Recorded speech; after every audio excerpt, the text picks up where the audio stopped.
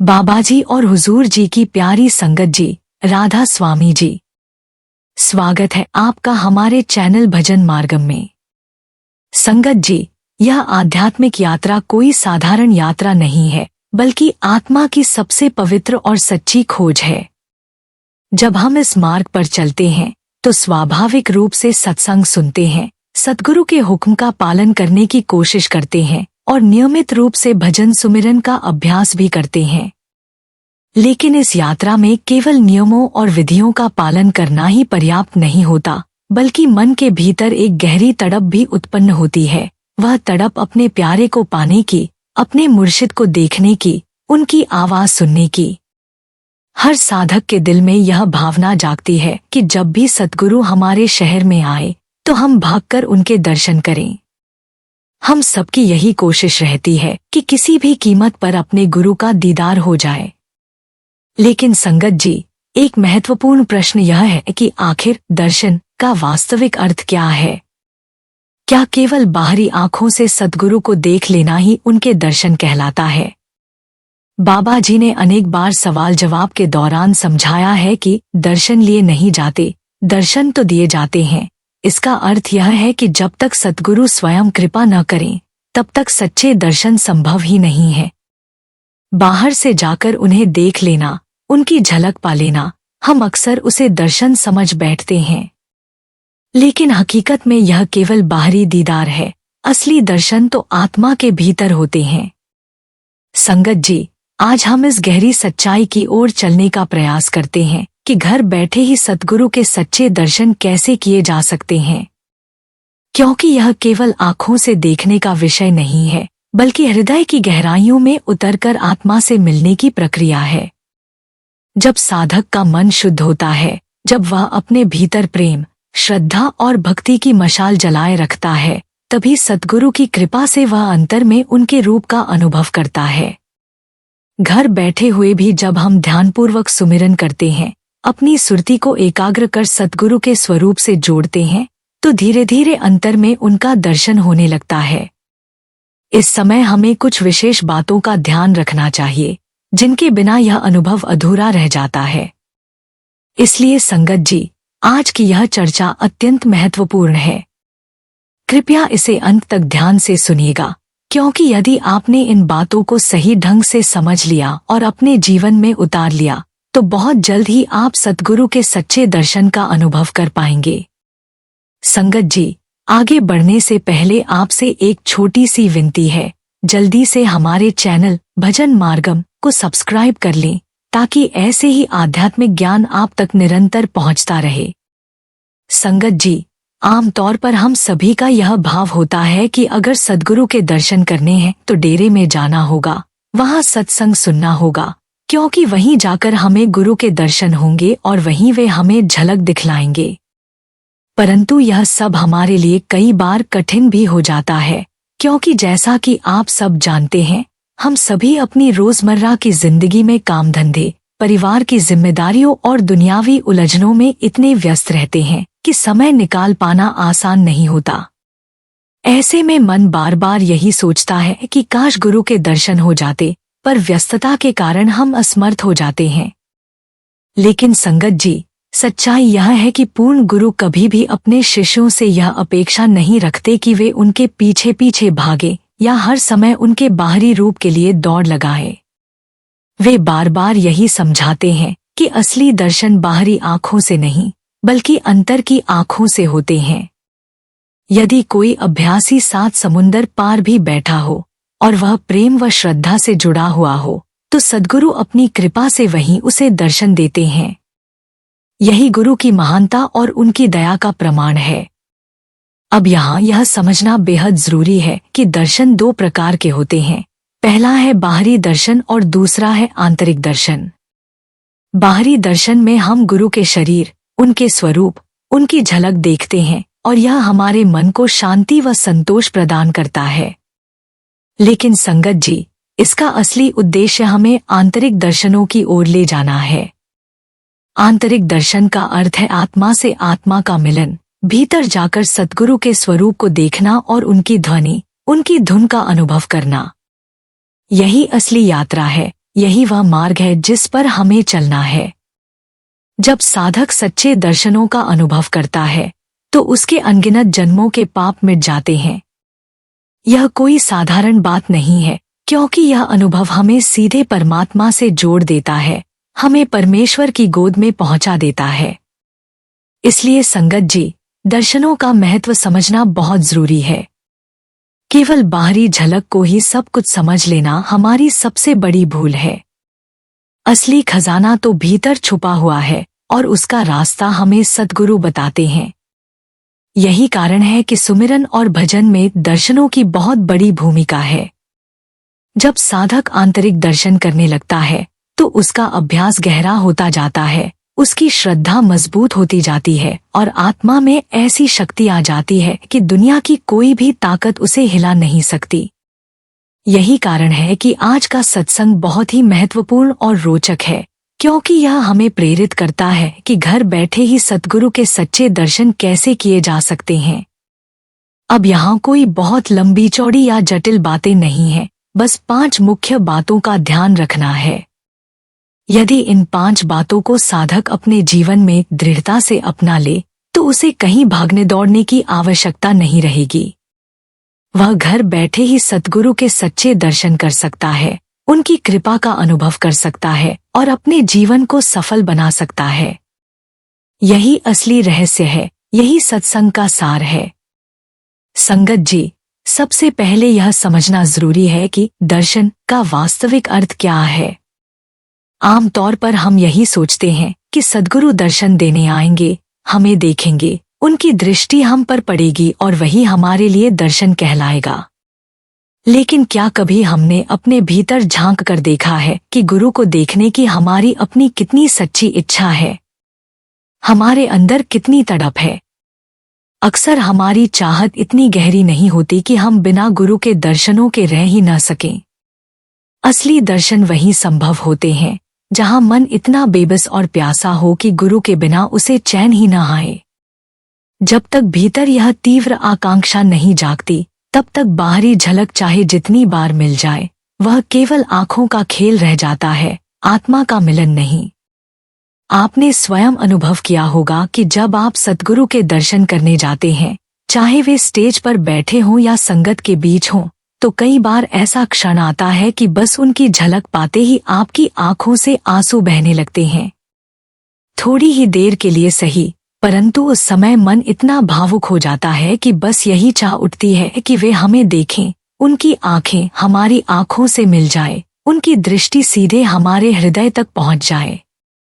यही तड़प असली दर्शन की नींव है। लेकिन संगत जी, अक्सर लोग बाहरी रूप पर ही अटक जाते हैं। सुबह जल्दी उठकर आगे की सीट पर बैठना, केवल इसीलिए कि करीब से देख सकें कि सद्गुरु ने कौन से वस्त्र पहने हैं, उनका चेहरा कैसा लग रहा है, उनका रंगरूप कैसा है, यह सब केवल बाहरी दीदार है। इसमें प्रेम की गहराई नहीं, केवल जिज्ञासा है। जबकि असली चाहत, असली लालसा तो भीतर की होनी चाहिए। हमारे मन में यह प्यास होनी चाहिए कि हमें सद्गुरु से सच्चा प्रेम है और उसी प्रेम के कारण हम उनके दर्शन के लिए तड़पते हैं। सच्चे दर्शन तब होते हैं जब हमारी आत्मा की पुकार इतनी गहरी हो जाती है कि गुरु स्वयं हमें अपनी कृपा से झलक देते हैं। उस समय न भीड़ मायने रखती है, न दूरी, न स्थान और न ही समय। तब गुरु और शिष्य का मिलन हृदय से होता है, आत्मा से होता है। यही असली दर्शन है और यही वह अवस्था है जिसके लिए हर साधक को अपने भीतर की तड़प जगानी चाहिए। हाँ संगत जी, यह बात बिल्कुल सत्य है कि सद्गुरु के शरीर के दर्शनों से ही साधक की यात्रा आरंभ होती है और यही बाहरी झलक धीरे धीरे हमें आंतरिक दर्शनों की ओर ले जाती है। बाहरी रूप में गुरु को देखना आत्मा के लिए प्रेरणा का कार्य करता है, यह हमारे भीतर प्रेम और श्रद्धा की लौ जलाता है। लेकिन यदि हम केवल इसी स्तर पर अटक जाएं और बाहरी रूप को ही सब कुछ मान लें, तो फिर आगे की आध्यात्मिक यात्रा कैसे संभव होगी। यह तो ऐसे ही है जैसे कोई विद्यार्थी केवल प्राथमिक कक्षा तक ही सीमित रह जाए और आगे की शिक्षा लेने का प्रयास ही न करे। सद्गुरु के वास्तविक उद्देश्य का सार यही है कि वे हमें बाहरी रूप से पकड़कर भीतर की यात्रा पर ले जाएं। संगत जी, हम जिस शहर में रहते हैं वहाँ सद्गुरु के दर्शनों का अवसर तभी मिलता है जब वे सत्संग के लिए पधारें या हम स्वयं डेरे में जाकर मिलें। यह अवसर कभी कभी ही आता है और हर बार संभव भी नहीं होता कि हम अपने कामधंधे छोड़कर बाहर जाएं। परंतु इसका अर्थ यह नहीं कि हम दर्शनों से वंचित रह जाएं। सद्गुरु इतने कृपालु हैं कि उन्होंने अपने शिष्यों के लिए ऐसा मार्ग बनाया है जहां घर बैठे ही प्रतिदिन उनके दर्शनों का अनुभव किया जा सकता है। हाँ, इसके लिए साधक को यह जानना और समझना आवश्यक है कि दर्शन किए कैसे जाते हैं। बाहरी दृष्टि से दर्शन केवल एक बार होते हैं जब हम गुरु को सामने देख पाते हैं, लेकिन आंतरिक दृष्टि से दर्शन बार बार हो सकते हैं, हर दिन, हर क्षण हो सकते हैं। इसके लिए आवश्यक है कि साधक अपनी सुरती को जगाए, मन को संयमित करे और अपने भीतर की आंखें खोलना सीखे। यह मार्ग सत्संग सुनने, हुक्म का पालन करने और भजन सुमिरन के निरंतर अभ्यास से ही खुलता है। जब मन शुद्ध होता है और आत्मा सजग होती है, तब घर बैठे भी गुरु का स्वरूप भीतर प्रकट होने लगता है। यही असली दर्शन है, जो किसी स्थान, दूरी या समय पर निर्भर नहीं करते। इसलिए संगत जी, अब आवश्यकता इस बात की है कि हम केवल बाहरी झलक पर संतुष्ट न हो जाएं, बल्कि यह जानें कि घर बैठे भी आंतरिक दर्शनों का द्वार कैसे खोला जा सकता है। संगत जी, सबसे पहले बात अक्सर लोगों के मन में यह धारणा बन जाती है कि घर में जो सद्गुरु की फोटो टंगी है, उसी को देर तक निहारते रहना, उसकी आंखों में आंखें डालकर देखते रहना या बार बार उसे देखते रहना ही भक्ति या सच्चे दर्शन है। लेकिन यह एक बड़ी भूल है। अगर वास्तव में गुरु के सच्चे दर्शन करने हैं, घर बैठे सही और आत्मिक दर्शन करने हैं, तो इस आदत से बचना होगा। सद्गुरु की जो तस्वीर घर की दीवार पर, दुकान पर, ऑफिस में या कार के डैशबोर्ड पर लगी होती है, उसका उद्देश्य सिर्फ इतना है कि जब भी हमारी नजर उस पर पड़े तो हमें गुरु की याद आ जाए और वह याद हमें तुरंत भीतर की ओर मोड़ दे, यानी जो सुमिरन रुका हुआ है वह फिर से चल पड़े और प्रेम का भाव गहरा हो जाए। जैसे हमारे माता पिता या दादा दादी इस संसार से चले जाते हैं तो हम उनकी याद में घर पर उनकी तस्वीर लगा देते हैं। जब उस तस्वीर पर नजर पड़ती है तो दिल में उनकी याद आती है, हाथ जुड़ जाते हैं और मन में एक भाव उठता है। लेकिन इसका अर्थ यह नहीं कि हम उनकी फोटो को हर समय मन में घुमाते रहें या उसमें ही खोए रहें। वही बात गुरु की तस्वीर पर लागू होती है। तस्वीर केवल स्मरण का साधन है, मंजिल नहीं। लेकिन होता क्या है, हम में से अधिकतर लोग फोटो को ही ध्यान का आधार बना लेते हैं। गुरु की फोटो को घूरते हैं, आंखों से आंखें मिलाने की कोशिश करते हैं, मोबाइल की स्क्रीन पर वॉलपेपर लगाकर बार बार देखते रहते हैं और सोचते हैं कि यही भक्ति है। संगत जी, यह एक गलत दिशा है, क्योंकि जब आप भीतर ध्यान करने बैठेंगे और सोचेंगे कि गुरु के दर्शन कर रहे हैं, तो आपके सामने वही फोटो की छवि घूमेगी, वही चेहरा टिकेगा और ध्यान बाहर की तस्वीर पर ही अटक जाएगा। याद रखिए, इससे काम नहीं चलेगा। गुरु का असली स्वरूप किसी तस्वीर या फोटो में सीमित नहीं है। उनका स्वरूप तो अनंत है, जीवित और चेतन है, और उससे जुड़ने का साधन केवल सुमिरन और ध्यान है। इसलिए सबसे पहले और सबसे जरूरी बात यह है कि इस तरह की गलती से बचना है। सद्गुरु की आंखों को, उनके स्वरूप को जिस रूप में फोटो में देखा है, उसी रूप को भीतर ध्यान में टिकाने की आदत नहीं डालनी है। तस्वीर केवल याद जगाने के लिए है, लेकिन असली दर्शन उसके पार, अंतर में, सुमिरन और भक्ति के सहारे ही संभव होते हैं।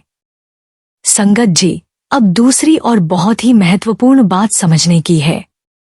जब आप सिमरन करते हैं तो कभी कभी अपने आप, बिना किसी प्रयास के, प्रेम के भाव से सद्गुरु का स्वरूप, उनकी आंखें या उनका चेहरा अंतर में आ जाता है। उस समय कई लोग गलती कर बैठते हैं, वे उस अनुभव को जबरदस्ती बनाए रखने की कोशिश करते हैं। ध्यान रखिए, यह बिल्कुल न करें, क्योंकि भक्ति का मार्ग जबरदस्ती का मार्ग नहीं है, यह तो केवल प्रेम का मार्ग है। अगर आप जबरदस्ती करोगे तो आपके मन की कल्पना भी वैसा दृश्य बना देगी और आपको लगेगा कि आपने दर्शन पा लिए, लेकिन वह वास्तविक नहीं होगा।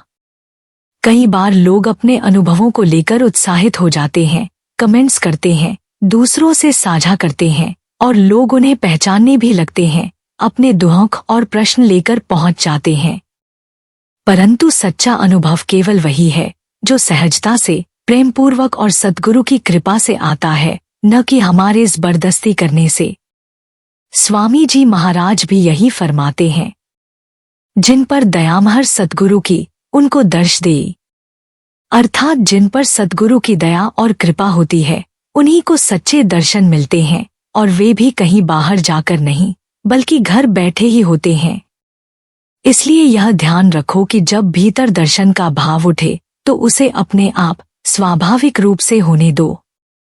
प्रेम से भरा मन जब सुमिरन में डूबता है तो अनुभव गहराते जाते हैं।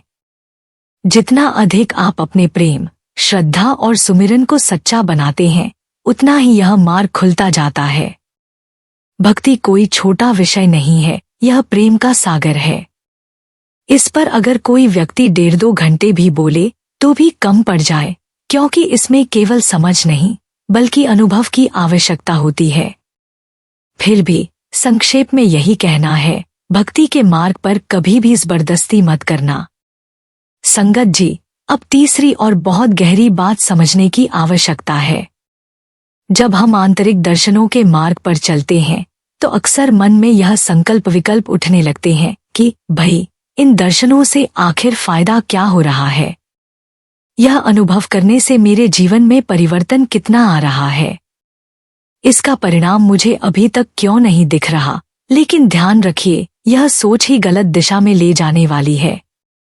सद्गुरु की कृपा से जो आंतरिक दर्शन होते हैं, उनके लाभ इतने गहरे और इतने अनगिनत हैं कि यदि किसी को एक एक करके समझाए जाए तो श्रोता आश्चर्यचकित होकर कह उठेगा, सचमुच सद्गुरु के आंतरिक दर्शनों से ऐसा कौन सा लाभ है जो नहीं होता? इतना कुछ मिलता है कि यदि कोई साधक लिखने बैठ जाए तो पन्ने खत्म हो जाए, परंतु गुरु के दर्शनों के लाभ कभी खत्म नहीं होंगे।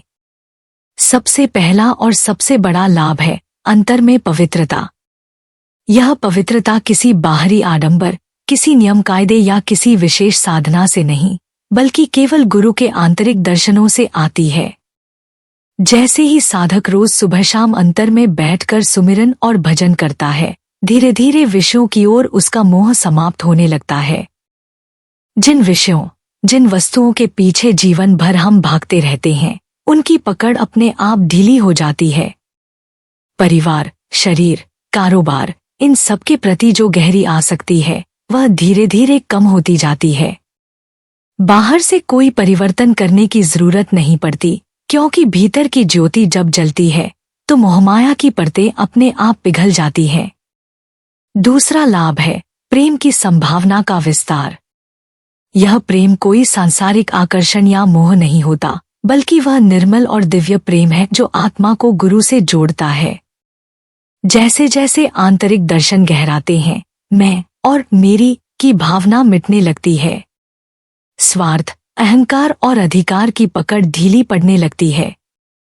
व्यक्ति अनुभव करता है कि उसका असली अस्तित्व किसी शरीर, किसी पद, किसी संपत्ति या किसी रिश्ते पर निर्भर नहीं, बल्कि केवल उस प्रभु की कृपा और गुरु के साथ उसके संबंध पर आधारित है। यह समझ इतनी गहरी होती है कि मनुष्य का जीवन ही बदल जाता है। तीसरा बड़ा प्रताप यह है कि मृत्यु से प्रेम बढ़ने लगता है। यह सुनकर आश्चर्य होता है कि मृत्यु से भी प्रेम कैसे हो सकता है। लेकिन जब गुरु के आंतरिक दर्शन होने लगते हैं तो साधक के लिए मृत्यु कोई डरावनी चीज नहीं रह जाती। उसे यह दुनिया क्षणभंगुर, नश्वर और अस्थायी लगने लगती है। वह जान लेता है कि सच्चा घर, सच्चा ठिकाना तो भीतर है, जहां सद्गुरु ले जा रहे हैं। तब मृत्यु उसके लिए एक पुल बन जाती है, एक ऐसा द्वार जिसके पार अनंत शांति और आनंद है। इसलिए साधक मृत्यु से डरता नहीं, बल्कि उसके लिए तैयार रहता है। चौथा लाभ है समय का मूल्य समझ में आना। आंतरिक दर्शनों के बाद साधक को दिन और रात दोनों की वास्तविक कीमत का अनुभव होने लगता है। वह देखता है कि यह जीवन कितना अल्प है और हर क्षण कितना अनमोल है। तब वह बेकार की बातों में, व्यर्थ की आदतों में या आलस्य में समय गंवाना छोड़ देता है। उसे महसूस होता है कि प्रत्येक क्षण प्रभु स्मरण, सिमरन और भजन के लिए ही मिला है। इस प्रकार जीवन का दृष्टिकोण ही बदल जाता है। पांचवा प्रताप यह है कि गलतियों का दोहराव रुक जाता है। सामान्यतः हम जीवन में बार बार वही गलतियां करते हैं, गुस्सा करना, झूठ बोलना, किसी का दिल दुखाना, लालच करना। लेकिन जब आंतरिक दर्शन होने लगते हैं और अंतर में गुरु का स्वरूप बार बार सामने आता है, तो साधक हर कार्य में सजग रहने लगता है। उसे ऐसा प्रतीत होता है कि गुरु की आंखें उसके साथ हैं और वह हर कदम पर देख रही हैं। तब उसका विवेक जागृत होता है और वह गलती करने से पहले ही रुक जाता है। छठा लाभ है माता पिता और परिवार के प्रति सच्चा प्रेम। आंतरिक दर्शनों से साधक के भीतर कृतज्ञता की भावना जागृत होती है। वह अनुभव करता है कि उसके माता पिता ने उसके लिए कितनी कठिनाइयां सहन की होंगी, कितने बलिदान दिए होंगे। तब उसके हृदय में उनके लिए आदर और सम्मान स्वतः बढ़ने लगता है। इसी तरह वह अपने गुरु और मालिक के लिए भी गहरा प्रेम अनुभव करता है। सातवां प्रताप है सांसारिक पदार्थों के प्रति उदासीनता। जैसे जैसे साधक आंतरिक ज्योति का अनुभव करता है, बाहरी चमकदमक उसे फीकी लगने लगती है। धन, पद, प्रतिष्ठा और सुख सुविधाओं की चाह कम हो जाती है। वह समझ लेता है कि यह सब क्षणिक है, नश्वर है और इनका कोई वास्तविक मूल्य नहीं। तब उसके भीतर वैराग्य प्रकट होता है, पर यह उदासी या निराशा नहीं होती, बल्कि एक गहन शांति और संतोष की अवस्था होती है। और अंततः सबसे बड़ा लाभ यह है कि गुरु का शुभ स्वरूप भीतर अपने आप प्रकट होता है। साधक को बार बार गुरु के दर्शन मिलने लगते हैं, कभी आंखें बंद करके भजन में, कभी नींद और जागृति की अवस्था के बीच, कभी सुमिरन में डूबते डूबते। तब उसे यह यकीन हो जाता है कि गुरु बाहर ही नहीं, बल्कि उसके हृदय में भी विद्यमान है। संगत जी, ये सब प्रताप केवल और केवल गुरु के आंतरिक दर्शनों से मिलते हैं। यह कोई कल्पना नहीं, यह कोई धारणा नहीं, यह एक जीता जागता अनुभव है। और जब यह अनुभव जीवन में आना शुरू होता है, तो फिर साधक को किसी प्रमाण, किसी तर्क या किसी प्रमाण पत्र की आवश्यकता नहीं रहती। उसका जीवन ही बदल जाता है, उसकी दृष्टि बदल जाती है और वह जान लेता है कि गुरु की कृपा से ही यह सब संभव है। संगत जी, अब एक बहुत ही जरूरी और गहरी बात समझनी है। हमें अक्सर लगता है कि हम सद्गुरु से प्रेम करते हैं, लेकिन जरा ठहरकर मन में विचार करना चाहिए, क्या वास्तव में वह प्रेम हमारे भीतर पल रहा है?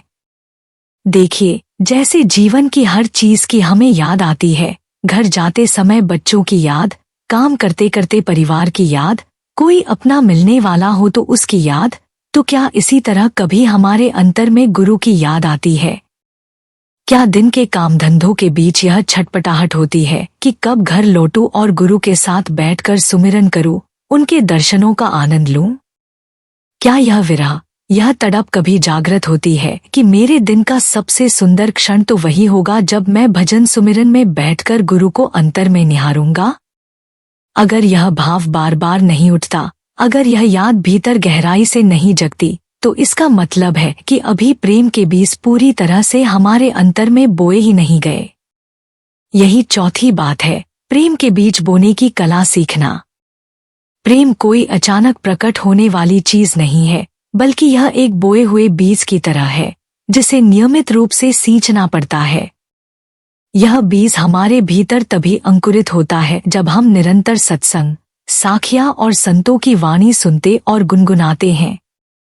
जैसे एक किसान खेत में बीज डालकर इंतजार नहीं करता कि वह अपने आप बड़ा हो जाएगा, बल्कि वह बार बार उसे पानी देता है, मिट्टी को ढकता है, धूप से बचाता है, खाद डालता है, वैसे ही हमें अपने भीतर प्रेम के बीज को सत्संग और वाणी से सींचना होता है। कबीर साहब की साखिया, स्वामी जी महाराज की वाणियां, संतों के उपदेश, ये सब हमारे हृदय की ज़मीन को तैयार करते हैं। जब हम इन्हें सुनते हैं, बार बार दोहराते हैं, गुनगुनाते हैं, तो हमारे अंतर में धीरे धीरे प्रेम का अंकुर फूटने लगता है। यह केवल कान से सुनने की बात नहीं है, बल्कि हृदय से सुनने और जीवन में उतारने की बात है। देखिए, जब कोई साखी हमें गहराई से छूती है, तो वह बार बार हमारे मन में घूमती रहती है। चलते फिरते, काम करते करते वह पंक्तियां हमारे भीतर गूंजती हैं। यही गूंज भीतर प्रेम का माहौल तैयार करती है। संगत जी, यह प्रेम का मार्ग है। इसमें जबरदस्ती कुछ नहीं होता। इसमें केवल विरह और स्मरण की ज्योति होती है। जब हम भीतर यह बीज बो देते हैं और उसे संतों की वाणी से सींचते रहते हैं, तो एक दिन वही बीज इतना बड़ा वृक्ष बन जाता है कि हमारे जीवन का हर क्षण प्रेम और भक्ति से भर उठता है। उस समय साधक को बार बार यही याद आती है कि असली सुख तो गुरु के चरणों में है, असली शांति तो उनके दर्शनों में है, और असली घर तो वही है जहां गुरु हमें भीतर ले जाते हैं। संगत जी, अब पांचवी और सबसे गहरी बात समझने की आवश्यकता है। जब भी आप आंतरिक दर्शन के लिए बैठें और गुरु की याद आपके अंतर में आए, तो आपका हृदय इस तरह झकझकाना चाहिए कि आंसू अपने आप बहने लगे। यह अनुभव केवल भावनाओं की सतही अभिव्यक्ति नहीं है, बल्कि यह आत्मा का गहन और स्वाभाविक प्रतिकार है, जो सच्चे प्रेम और तड़प से उत्पन्न होता है। अंतर से बहते हुए आंसू और भीगी हुई आंखें यही दर्शाती हैं कि प्रेम सच्चा है, कि साधक का मन पूरी तरह गुरु की ओर झुका हुआ है। लोग कई बार चलते फिरते, भजन करते समय या साधना करते हुए भी इस भाव में रो पड़ते हैं। यह कोई बाहरी प्रदर्शन नहीं होता, यह केवल आत्मा का अपने वास्तविक प्रेम और भक्ति का प्राकृतिक प्रकट होना है। मैंने खुद देखा और अनुभव किया है कि जैसे जैसे प्रेम बढ़ता है, आत्मा अपने आप गुरु के सामने झुकती है और अपने भीतर की सभी पीड़ा, विरह और तड़प को प्रकट कर देती है। सबसे महत्वपूर्ण बात यह है कि सच्चे प्रेम और सच्चे आंतरिक दर्शनों के लिए किसी भी प्रकार का खर्च या भटकना आवश्यक नहीं है। न पैसे का बोझ है, न समय और स्थान की सीमाएं हैं। केवल एक चीज चाहिए, अंतर में लगन और श्रद्धा। जब मन में यह ठान लिया जाए कि मैं गुरु के सच्चे दर्शनों को अनुभव करूंगा, तो सब कुछ अपने आप व्यवस्थित हो जाता है। बाहरी माध्यमों, तस्वीरों, मोबाइल, डैशबोर्ड पर फोटो या किसी अन्य साधन की आवश्यकता केवल याद दिलाने के लिए होती है। असली अनुभव तो भीतर की यात्रा में ही मिलता है। इस अवस्था में साधक को कोई तनाव या इच्छा नहीं रहती कि अब मुझे यह दिखना चाहिए या अनुभव करना चाहिए। सब कुछ स्वाभाविक रूप से प्रेम और आत्मीय तड़प से उत्पन्न होता है। जैसे जैसे सुमिरन, भजन और ध्यान में मन डूबता है, वैसे वैसे अनुभव स्वतः गहरा होता जाता है। साधक देखता है कि वह कहीं भटकते नहीं, कहीं दौड़ते नहीं, कोई प्रयास जबरदस्ती का नहीं, केवल अंतर में गुरु की दृष्टि, गुरु का स्वरूप उसके सामने प्रकट हो रहा है। यही वह अवस्था है जहां सच्चे दर्शन का अनुभव होता है, जहां आत्मा और गुरु के बीच प्रेम, स्मरण और तड़प का परिपूर्ण संयोग बन जाता है। संगत जी, यह पांचवी बात हमें यह भी सिखाती है कि गुरु के सच्चे दर्शन केवल बाहर जाकर, सत्संग में बैठकर या किसी भौतिक माध्यम से नहीं होते। असली दर्शन तो भीतर होता है, भीतर की आंखों से, भीतर की आत्मा से। जब मन पूरी तरह प्रेम से भर जाता है, जब अंतर सच्चे सुमिरन और भक्ति से जागृत होता है, तब आत्मा अपने आप गुरु के पास पहुंच जाती है और आंखों में आंसू, हृदय में प्रेम और अंतर में शांति अपने आप प्रकट हो जाती है। यही वह अनमोल अनुभव है जिसकी खोज में सारा जीवन साधक लगाता है।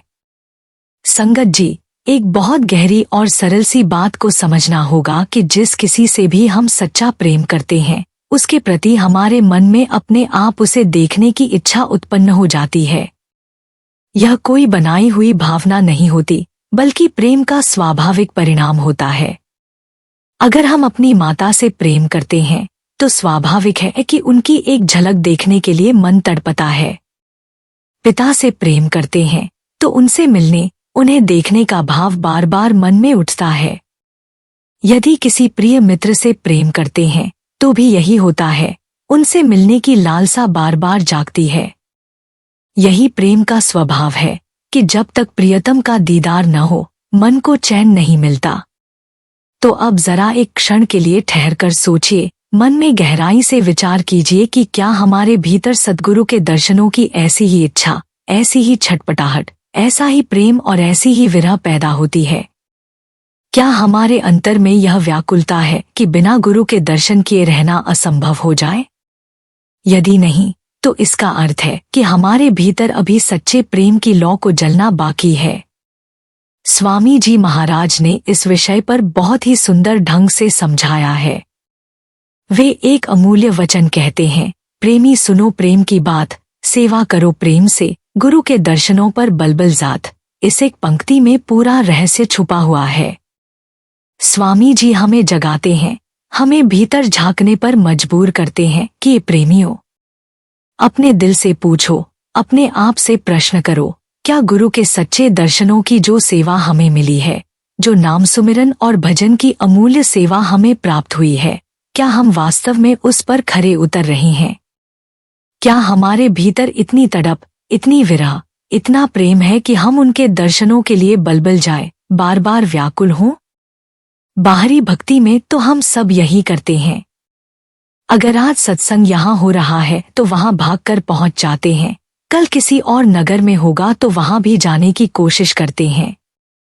यह सब प्रयास निश्चित ही अच्छे हैं, क्योंकि बाहरी सत्संग और बाहरी दर्शनों की भी अपनी महत्ता है। लेकिन संगत जी, यदि केवल यहीं तक रुक गए तो यह अधूरा है। यह शरीर के दर्शनों तक ही सीमित है, जबकि सच्चे गुरु का उद्देश्य हमें केवल शरीर के रूप से बांधकर रखना नहीं है, बल्कि हमें उसके पार ले जाकर आंतरिक यात्रा पर ले जाना है। वरना स्वामी जी बार बार प्रेम पर इतना जोर क्यों देते? सेवा को इतना महत्वपूर्ण क्यों बताते? तो अब प्रश्न यह उठता है कि गुरु की सच्ची सेवा क्या है? डेरे में जाकर हम जो सेवा करते हैं, जैसे बर्तन मांजना, सफाई करना, संगत की मदद करना, लंगर में हाथ बंटाना, ये सब तन की सेवाएं हैं। ये भी आवश्यक हैं, लेकिन ये केवल बाहरी सेवाएं हैं। इनके पीछे का उद्देश्य हमारे अहंकार को तोड़ना और हमें सेवा भाव की ओर ले जाना है। परंतु सच्ची और मूलभूत सेवा है नाम का सुमिरन। गुरु की सेवा करो, पर कैसे? प्रेम से। जब हम प्रेम के साथ नाम का जाप करते हैं तो धीरे धीरे हमारे भीतर गुरु के लिए गहरा प्रेम प्रकट होने लगता है। और जब यह प्रेम प्रकट होता है तो साधक केवल बाहर की ओर नहीं भागता, बल्कि अंतर की ओर मुड़ता है। तब उसके भीतर से पुकार उठती है कि गुरु के असली दर्शन चाहिए। अब समझो संगत जी, यहाँ सबसे महत्वपूर्ण बात यह है कि हमें अंतर की ओर उतरना सीखना होगा, क्योंकि गुरु का जो सच्चा दर्शन है वह शरीर के बाहर नहीं, बल्कि हमारी आत्मा के भीतर है। यह प्रेम बाहर की गलियों में नहीं, बल्कि इसी शरीर के भीतर की गुहा में प्रकट होता है। जब हम बार बार बाहर दौड़ते हैं, बाहरी रूप में तलाशते हैं, तो यह खोज अधूरी रह जाती है। इसलिए गुरुजन हमें यही समझाते हैं कि इस बाहरी भटकन को छोड़कर अंतर की यात्रा शुरू करो। अंतर की यात्रा की शुरुआत कैसे हो? इसका पहला कदम यही है कि भीतर ध्यान को स्थिर करो और अंतर में गुरु के स्वरूप को देखने का अभ्यास करो। शुरुआत में जब हम आंखें मूंदकर भजन सुमिरन में बैठते हैं तो मन इधर उधर भागता है, लेकिन अभ्यास के साथ हम सुरती को आंखों के पीछे टिकाना सीखते हैं। वहीं से गुरु के आंतरिक दर्शन की यात्रा आरंभ होती है। जब साधक प्रेम पूर्वक बार बार नाम जपता है तो उसके भीतर एक आकांक्षा जन्म लेती है कि गुरु से मिलन हो। यह मिलन बाहर जाकर संभव नहीं है, बल्कि भीतर की आंखों के खुलने पर ही होता है। संगत जी, बाहरी दर्शन हमें प्रेरणा देते हैं, हमें ऊर्जा देते हैं, हमारे मन को खींचते हैं। लेकिन यदि केवल इन्हीं पर अटक गए तो यात्रा अधूरी रह जाएगी। बाहरी रूप तो क्षणिक है, आज है, कल नहीं। असली और स्थायी दर्शन वही हैं जो आत्मा में होते हैं। यही कारण है कि संत महापुरुष बार बार कहते हैं कि आंखों की दृष्टि से नहीं, दिल की दृष्टि से देखो। असली मुलाकात वही होती है जहां आत्मा से आत्मा मिलती है। अब एक और गहरी बात समझिए। जब साधक प्रेम के साथ सुमिरन करता है तो उसके भीतर गुरु का स्वरूप प्रकट होना शुरू होता है। पहले तो केवल उनकी आंखों की झलक मिलती है, फिर धीरे धीरे पूरा स्वरूप। यह अनुभव कोई कल्पना नहीं बल्कि वास्तविकता है। परंतु इसके लिए हमें निरंतर अभ्यास और सच्चे प्रेम की आवश्यकता होती है। यह प्रेम तब जागता है जब हम भीतर से बेबस होकर पुकारते हैं, गुरु जी, आपके बिना मैं अधूरा हूँ, आपके बिना मेरा जीवन अर्थहीन है। यही पुकार गुरु तक पहुँचती है और वे कृपा करके अपने सच्चे दर्शनों की झलक देते हैं। तो संगत जी, आज की सबसे महत्वपूर्ण सीख यही है कि सच्चे दर्शन पाने के लिए केवल बाहरी भागदौड़ पर निर्भर न रहें। यह शरीर और संसार सीमित है, लेकिन गुरु की कृपा असीमित है। यदि हमारी चाहत सच्ची है, प्रेम गहरा है और समर्पण पूर्ण है, तो गुरु हमें भीतर से अपने दर्शन अवश्य कराते हैं। इसीलिए कहा गया है, प्रेम ही सच्चा सेतु है, सेवा ही सच्चा मार्ग है और सुमिरन ही सच्चा साधन है। जब ये तीनों मिल जाते हैं तो साधक घर बैठे ही सद्गुरु के सच्चे दर्शनों का अनुभव करता है और उसका जीवन धन्य हो जाता है। अतः संगत जी, हमें बार बार यही याद रखना चाहिए कि बाहरी दर्शन यात्रा का पहला कदम है, परंतु सच्चा गंतव्य भीतर है। हमें प्रेम को जागृत करना है, सेवा को अपनाना है और नाम सुमिरन को अपनी जीवन शैली बनाना है। तभी वह तड़प, वह विरह, वह छटपटाहट जागेगी जिसके बिना सच्चे दर्शनों की प्राप्ति संभव नहीं है। जब यह जाग जाएगी तो सद्गुरु स्वयं कृपा करके हमारे अंतर में प्रकट होंगे और वही होगा असली मिलन, जहां आत्मा गुरु से मिलकर अपने परम प्रियतम प्रभु तक पहुंच जाएगी। यही जीवन का लक्ष्य है, यही यात्रा का सार है और यही सद्गुरु की अनंत कृपा का रहस्य है। संगत जी, अगर आपको यह वीडियो पसंद आई हो तो इसे अपने प्रियजनों के साथ जरूर शेयर करें, ताकि वे भी इस अमूल्य मार्ग पर चलकर प्रभु भक्ति का आनंद प्राप्त कर सकें। इस ज्ञान को फैलाने में अपना योगदान दें। वीडियो को लाइक करें, कमेंट करें और जल्दी से सब्सक्राइब करें, ताकि आपको हमारे आने वाले सत्संग और प्रेरणादायक वीडियो समय पर मिलते रहें। सद्गुरु की कृपा आप पर बनी रहे। राधा स्वामी जी।